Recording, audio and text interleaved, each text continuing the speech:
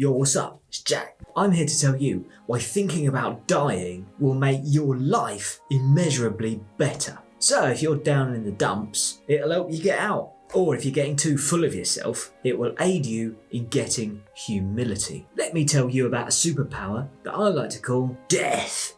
Memento Mori. Sounds funny, doesn't it? Like a Harry Potter spell or something. Well, that's because it's Latin, which is a funny language we don't use anymore. It died out, which is ironic because one of the only phrases to live on is the phrase, you will die. Memento Mori, translated into our mother tongue, means remember thou art mortal, or remember that you will die.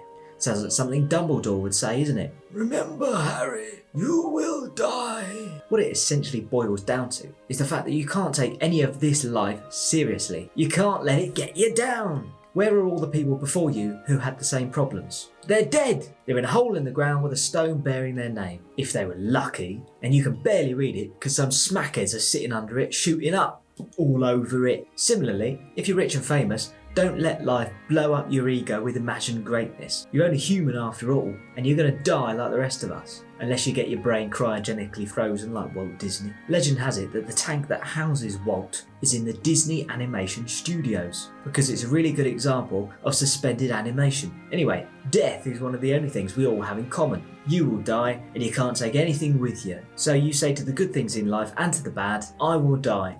Memento Mori. Thinking about death might make you a little bit sad. But stop being a little bitch! I know full well you don't want to hear this, but you need to. It's a reminder to remain humble, to accept the good things without arrogance and to let the bad things go with indifference. Like, if I get a book deal, I'll say thank you very much to the publisher. But as I walk away, I'll say to myself, I will die, and humility will resume. It just stops me from getting carried away with my own self-importance. Because when you are a genius like me, it's hard not to, you know. Likewise, if I fall and break my shoulder bone and I can't write the book and the publisher withdraws the deal, I say to myself, I will die.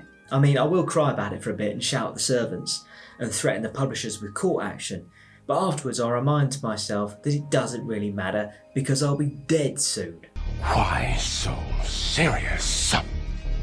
Memento Mori. You will die. What does any of this mean? It's a way of calming the fuck down when you're stressed. Getting clarity after you've been shouted at by your boss or had an argument with your partner, which is inevitable in this world. Say to yourself, why am I taking this so seriously? I'm going to die. I got myself in a bit of a habit of taking my YouTube channel seriously. And I started to get stressed out about the type of content that I was putting out. What if someone gets bloody offended? What if people don't like me? What if the channel never grows? Then I remembered, I'm gonna die. None of it matters. Not really. I will die. I will die. Maybe when I'm 90 years old in a rocking chair, or it could be tomorrow. What's inevitable is, I will die. And I know you'll be bloody heartbroken, won't you? And yes, I'd like to achieve my goals and hit my milestones. But here's the difference. If I stress out about it, will it make it more likely that I hit my milestones?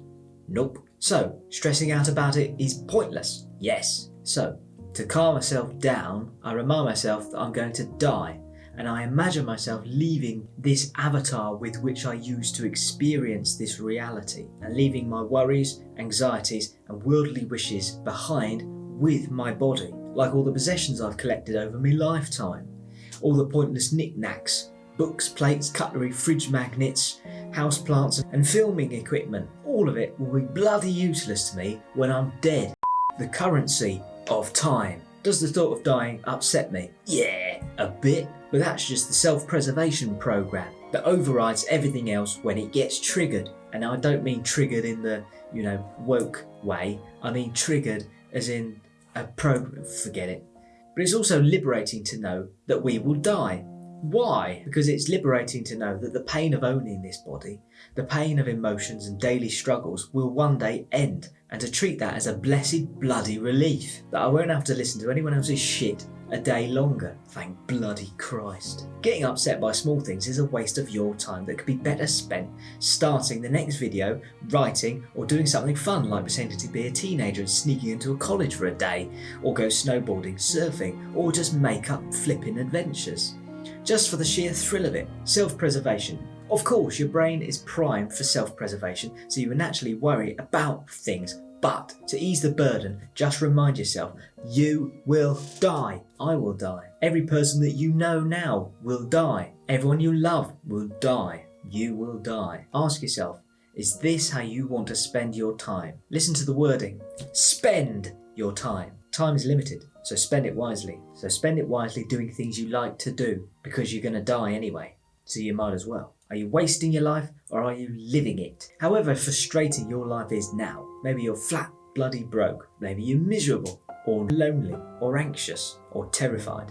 Just remember, you're going to die. What you're going through will pass like the silver top hat going around the Monopoly board.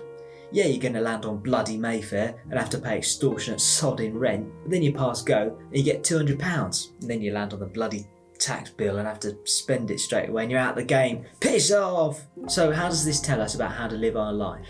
Even if you strike it lucky in life and you win the lottery or you land a big Hollywood film role, just say to yourself, Memento Mori, I will die. Alternatively, if you're having a bad time, you lose all your money, you lose your home, someone cheats on you and leaves you, someone steals your glory, say to yourself, Memento Mori, I will die. Feel free to get pissed off though, get angry, get livid and fight back. You are human after all, and these emotions are at your disposal, but use them wisely. Hurting someone could likely lose you your freedoms, and then you'll have to share a cell with a 7-foot tattooed dude called Terry who insists on calling you Sandra. There's also a misconception that the Stoics wouldn't seek revenge or fight. Look at this guy, he's built like a Greek god. Do you really think he'd back out of a scrap? No chance.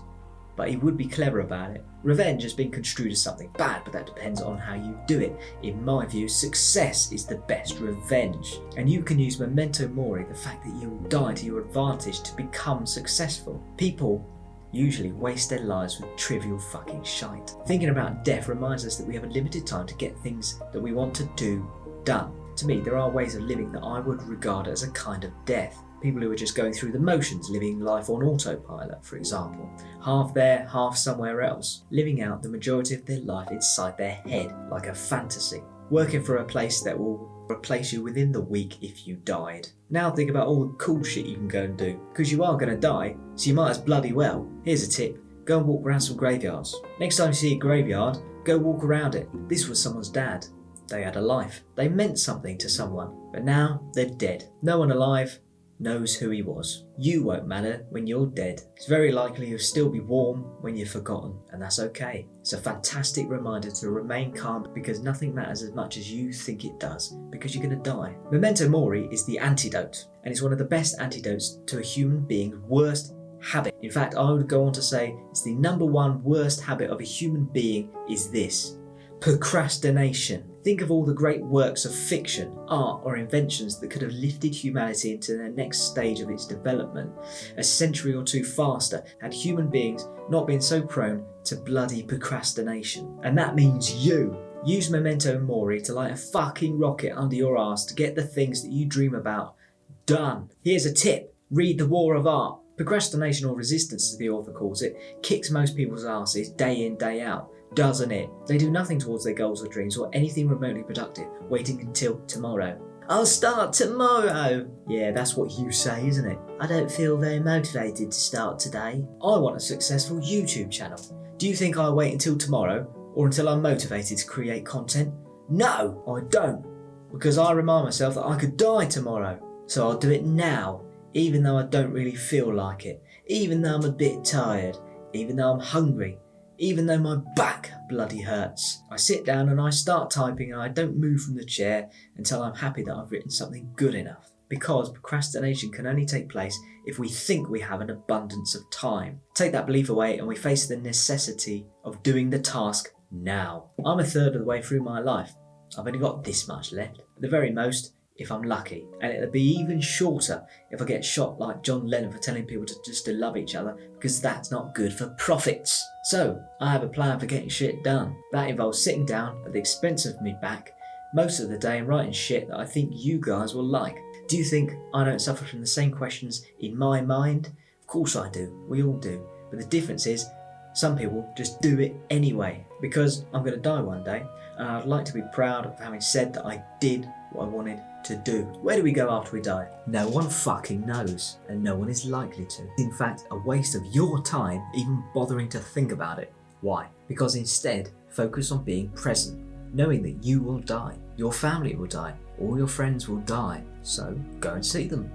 Reconnect with them. Take them out. Do fun shit. Sit down and do your work. Write that book you've always wanted to write. Start your YouTube channel. Go book some crazy holidays with friends. Go for cool days out. Just do it, knowing that you're gonna die, so you might as bloody well. It's really easy to forget that you're gonna die and to think that you just have an abundance of time. In this modern day, we have the wrong attitude about death. We think life is abundant and long, but it's the opposite. Instead of worrying about death or dying, use Memento Mori on the one hand to calm the fuck down because nothing really matters, so you can relax. And on the other hand, get pissed off because you're gonna die. So you might as well make this the best fucking ride you've ever been on.